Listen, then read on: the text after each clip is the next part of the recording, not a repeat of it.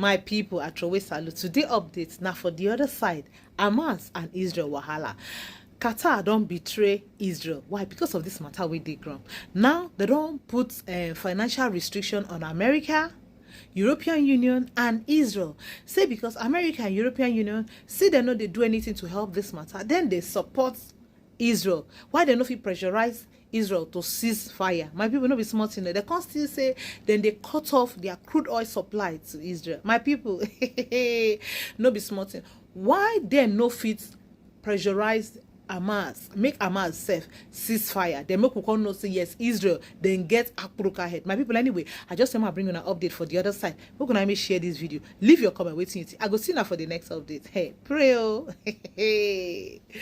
Okay. Grown weary of Benjamin Netanyahu's approach in Gaza, the wealthy Arab regional power appears ready to confront Israel following the country's refusal to agree to a ceasefire, ending a bombing campaign that has resulted in the deaths of thousands of civilians, journalists and aid workers. Reliable reports suggest that Qatar has drafted a resolution to impose financial pressure on the United States, Britain, the European Union and Israel. This impending sanction will involve a reduction in the U.S. military presence in the country and restrictions on the export of gas to Western nations. It could also mean the end of the Israeli political strategy that has used Qatar to prevent the unification of the Palestinian government in the West Bank and Gaza, potentially leading to peace between the two factions and the creation of a Palestinian state. In fact, the World Bank has issued a warning that any attempt to disrupt the current level of oil flow into the global market could lead to a significant increase in oil prices, potentially reaching an all-time high of £127 or approximately $157. The bank also warns that the Israeli-Palestinian conflict could result in higher food prices if it continues. This marks a significant shift for Qatar, which previously played the role of a mediator in the conflict that began after Palestinian fighters staged a counter-offensive in Israel, unfortunately leading to the death of many innocent people. Now let's delve into today's update. To ensure that others watch this video, please like and share it with your family and friends. Don't forget to hit the subscribe button so you don't miss any of our future content. We say enough. Israel should not be given an unconditional green light for killing, and we cannot ignore the occupation and the siege. We cannot accept in this day and age to allow using water, food, and medicine to be used as a weapon against an entire people. We are callers of peace, and we adhere to the international resolutions and the Arab Peace Initiative. We reject the killing of all civilians from any side, but we do not accept the double standards and to act as if the lives of Palestinian children do not count or matter. What is happening is very dangerous, and it violates all laws and... Qatar has consistently acted as a mediator since the Gaza crisis began. The country has hosted both Israeli and Hamas leaders in an effort to find a lasting solution to the crisis. Qatar has played a vital role in providing humanitarian aid to the suffering people of Palestine. In fact, Qatar communicated to the U.S. its willingness to reconsider the presence of Hamas in Qatar once the crisis is resolved, to secure the release of numerous hostages held in Gaza by the Palestinian militant group. The wealthy gas-producing nation has also been crucial in negotiating with Hamas for the safe passage of Americans stranded in Gaza and the opening of the border crossing with Egypt to allow humanitarian aid into the enclave, which is under an Israeli blockade. All of these efforts were made to encourage Israel to agree to a ceasefire and alleviate the dire humanitarian situation in Gaza. However, as Israel rejects a ceasefire and insists on continuing its mission to completely dismantle Palestinian freedom fighters. כוחותינו פועלים בכל הגזרות ובכל העוצמה. ניצחוננו יהיה חד וברור. הוא יעביר מסר לאויבינו, מסר שיהדהד לדורות. המטרה של אויבינו היא השמדת מדינת ישראל. ואני אומר לכם, אני הבהרתי שאנחנו ממשיכים בכל הכוח. Qatar has decided to take more stringent actions against Israel and its supporters. On the surface, Netanyahu's decision to continue hostilities may seem rational, but it raises suspicions that Israel is intentionally escalating the Palestinian situation as a pretext for dealing with Gaza. This speculation appears to have some basis, as Israel seems to be targeting innocent women and children rather than focusing on combating Hamas. It appears that there is a deliberate strategy to prevent the Palestinians from ever having their own state.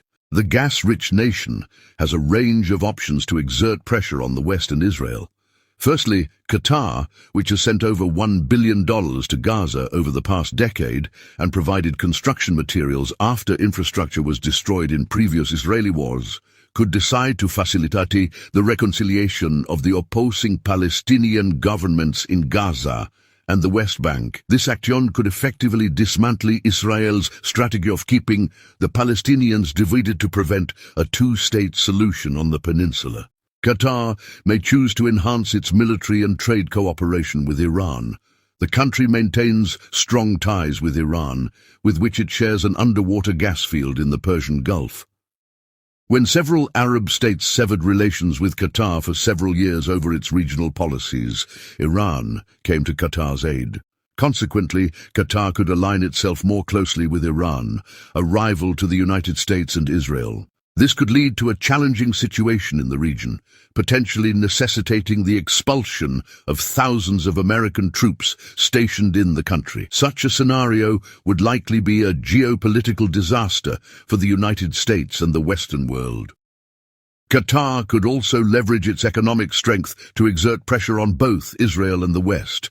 It might choose to follow in the footsteps of Saudi Arabia during the 1973 war, when Saudi Arabia imposed an oil embargo that severely impacted the economies of Western countries.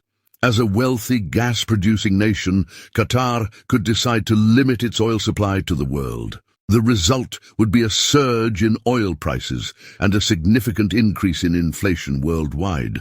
This approach could prove to be an effective way to compel countries that are unsupportive of the Palestinian cause to reconsider their stance on various occasions. If Qatar were to pursue this path, it would compound the economic challenges faced by Western economies in the aftermath of the Russian-Ukraine crisis. Since the onset of the war, oil and gas prices have risen, and Western countries have experienced economic downturns. These nations have learned the extent of their influence during times of crises and conflicts. As an Arab economic superpower, Qatar might mobilize other nations to collectively take action to penalize the West and emphasize the value of human life, regardless of nationality. Qatar could potentially realize the concerns expressed by the World Bank. If the Middle East crisis escalates, the World Bank has warned in its quarterly report on the commodity market that oil prices could experience a significant spike, reaching as high as $147 per barrel. The bank also cautions that the ongoing war could result in higher food prices if it persists. The report additionally highlights that oil prices have increased by only about 6% since the beginning of the Israel-Hamas conflict, while prices of agricultural commodities, most metals, and other commodities have seen minimal fluctuations. In its commodity markets outlook, the organization has outlined 3 risk scenarios for the Israel-Hamas conflict, drawing from historical episodes involving regional conflicts since the 1970s. The least disruptive outcome would involve a reduction in the global oil supply of 500,000 to 2 million barrels per day, leading to price increases ranging from 3% to 13%, within a range of $93 to $102 per barrel.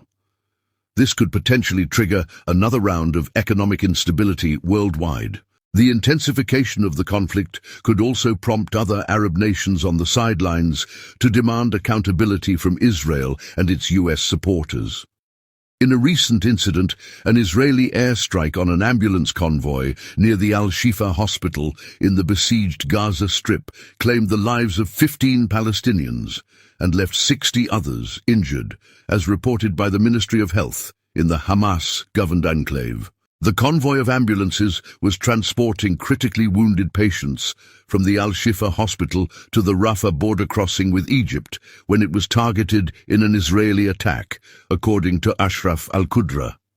Qatar has responded with grave concern and has even threatened to halt any form of normalization with Israel, indicating readiness to impose further sanctions on the country.